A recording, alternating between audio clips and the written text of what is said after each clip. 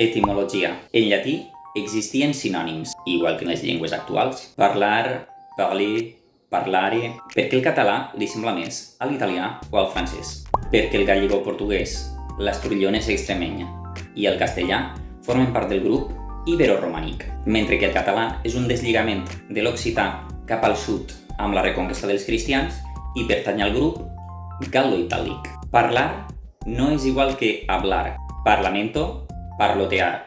Igual que faula també existeix, que és de fabulare. Menjar no és com comer, però en castellà existeix la manduca i en català existeix la paraula comestible. Anar és igual que andare o aller. En castellà és ir perquè ve del llatí eo, però andar té la mateixa etimologia. Nosaltres diríem caminar. Tornar no és com volver, però en castellà existeix torno i retornar. De fet, en francès, tourner és girar i retourner és tornar perquè tu gires 2 voltes. I per això en castellà al torno se li diu torno, perquè gira. Portar o dur no és igual que llevar o traer, però en castellà existeix el portador de l'anell, com al Senyor dels Anells.